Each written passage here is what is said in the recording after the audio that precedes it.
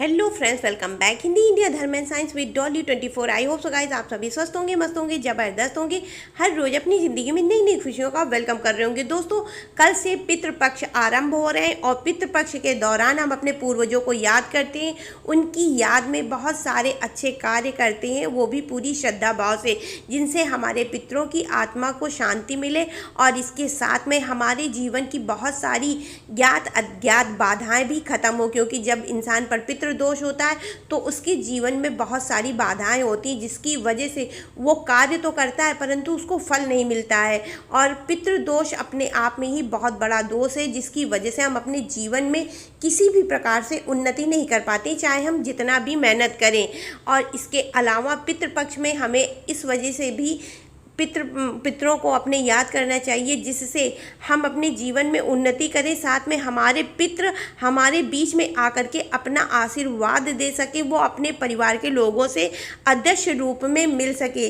पितृपक्ष की संपूर्ण प्रक्रिया अपने आप में उसी प्रकार से बहुत महत्वपूर्ण होती है, जिस प्रकार से नौ दुर्गा में माता की जो है नवरात्रि महत्वपूर्ण होती है। नवरात्रि की हम पूजा भी पाठ करते हैं। गणेश महोत्सव में गणेश जी की पूजा पाठ का महत्व होता है। सावन में शिव जी का महत्व होता है। सेम उसी प्रकार से पितृपक्ष में पितरों का आशीर्वाद लेने के लिए पितृपक्ष भी बहुत महत्वपूर्ण होता है। मृत्यु के बाद जब व्यक्ति का जन्म नहीं होता, वह सूक्ष्म लोक में रहता है, तो उन्हें हम पितृ मानते हैं। पितरों का आशीर्वाद सूक्ष्म लोक से परिवार वालों को मिलता है। पितृपक्ष में धरती पर पितृ आकर के अपने परिवार पर ध्यान देते हैं तथा उनको आशीर्वाद दे करके उनकी जीवन की समस्याओं को दूर करते हैं। पितृपक्ष में लोग अपने पितरों को याद करते हैं, जैसा कि मैंने आपको पहले ही वीडियो में बताया। पितरों को याद में दान धर्म का पालन भी करते हैं। पितृपक्ष इस बार 29 सितंबर से 14 अक्टूबर के बीच में मनाया जाएगा और रहेगा। पितृपक्ष में हम अपने पितरों की याद में उनको रोज जल अर्पित करते हैं और पितृपक्ष में जल अर्पण करने की ही प्रक्रिया है। यह जल दक्षिण दिशा की तरफ मुख करके दोपहर के समय दिया जाएगा। जल के अंदर काले तिल व हाथ में कुश रख करके देते हैं और ये कुश जो है एक प्रतीक स्वरूप होता है पुण्य आत्मा का, कि हाँ हम जो है अपनी जो भी मेरे पूर्वज हैं हम उनको जो है जल दे रहे हैं।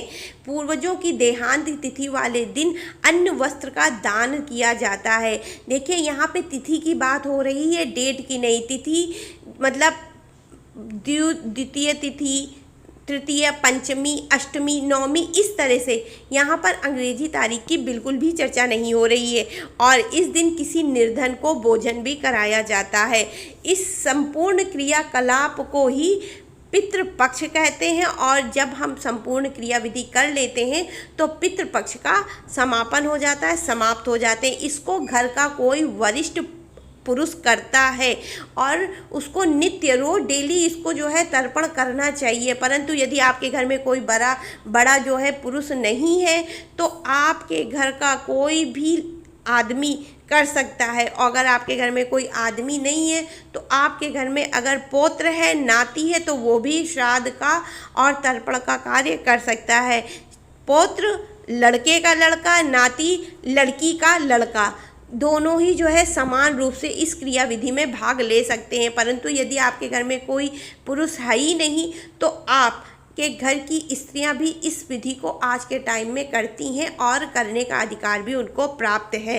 सिर्फ इतना ध्यान रखें कि पितृपक्ष में जितनी सावधानियां का पालन करना होता है वो आप करें, क्योंकि भगवान के मामले में तो एक बार माफ़ी मिल भी जाती है, लेकिन पितृपक्ष में यदि आप कोई गलती करते हैं ना तो पूर्वज आपको जल्दी से माफ़ नहीं करते हैं। और इस अवधि में जितना हो सके उतना आप पाक साफ रहिए। आप जो है नॉनवेज, मीट, मदिरा से दूर रहिए, एकदम सात्विक भोजन करें और दोनों समय स्नान करने के साथ आप अपने पूर्वजों को याद भी करें। कुतक वेला में पितरों को याद करने का प्रावधान है। कुतक वेला मतलब दोपहर की बेला, इसका टाइम है 12:30 से लेकर के 1:30 बजे का। उस टाइम पूर्वजों की आत्मा बहुत अधिक सक्रिय होती है धरती पर। इस वेला में तर्पण का विशेष महत्व है। कुश व काले तिल के साथ तर्पण करने के बहुत ही अच्छे परिणाम मिलते हैं। इसके साथ में सात्विक भोजन करें, जैसा कि मैंने आपको पहले ही बताया।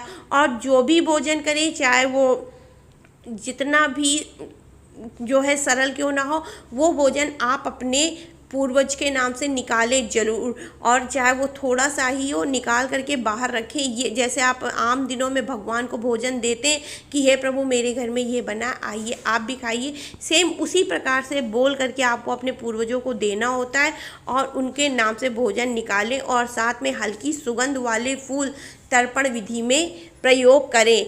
हल्की सुगंध के सफ़ेद फूल और तीखी सुगंध वाले फूल पूर्ण रूप से वर्जित है। जैसे पूजा पाठ में आप तीखी सुगंध इस्तेमाल नहीं करते, उसी तरह जो है इसमें भी आपको तीखी सुगंध इस्तेमाल नहीं करना है। दक्षिण दिशा को मुख करके पिंड दान करें व तर्पण विधि करें। पितृपक्ष में जितना हो सके उतना गीता का पाठ करें, रोज डेली करें। और इस विधि से करें जैसे आप जो है उनको सुना रहे हैं, आप किसी को सुना रहे हैं। और कर्ज ले करके या किसी के दबाव में आ करके पितृपक्ष की क्रिया विधि बिल्कुल ना करें। जैसे पूजा पाठ होता है, आप पूरी श्रद्धा भाव से करते हैं, वैसे ही करें। अगर आप किसी के दबाव में ये कार्य कर रहे हैं तो बिल्कुल मत करें, क्योंकि कोई भी कार्य जब ही आपको फल देता है जब आप उसमें अपनी श्रद्धा देते हैं। भगवान दिखावे के भूखे नहीं होते, उसी तरह पितृ भी दिखावे के भूखे नहीं होते। आप यदि साधारण एक इंसान को भी भोजन कराएंगे तब भी पितृ आपके मान जाएंगे। और इस संपूर्ण क्रिया विधि को ही पितृपक्ष बोलते हैं। इसके अलावा आप जो कुछ भी खाएं उसमें एक थोड़ा सा हिस्सा जो है कौवे को भी दें। आप जब ऐसा करेंगे ना तो आपके ऊपर से शनि दोष, राहु और केतु का भी दोष पूर्णतः खत्म हो जाएगा और भी बहुत सारे जीवन में आपको रास्ते खुशी के नहीं मिलेंगे। इसी पूरी क्रिया विधि को ही पितृपक्ष बोलते हैं। और जैसे गणेश महोत्सव का टाइम अपने आप में बहुत मार्मिक और बहुत पवित्र होता है, वैसे पितृपक्ष भी अपने आप में बहुत ज़्यादा पवित्र माने जाते हैं। अगर आप इसकी ऊर्जा सच में जो है महसूस करना चाहते हैं कि इसकी आपको शक्तियाँ मिलती हैं कि नहीं, इसमें आप जो काम करते हो उसका आपको फल मिलता है कि नहीं मिलता, तो आप पूर्ण रूप से एकदम सात्विक रहिए, सरल रहिए और पूरे विनम्र भाव से। देखिए ज़रूरी नहीं कि आप लंगड़ लुटाएं, लेकिन जो भी करें श्रद्धा से करें तो उसका आपको फल अवश्य से अवश्य मिलता है। तो आई होप सो गाइस मेरी दी हुई जानकारी आपको पसंद आई होगी। पसंद आई हो तो please like share and subscribe my channel. तो राधे राधे गाइस, हर हर महादेव।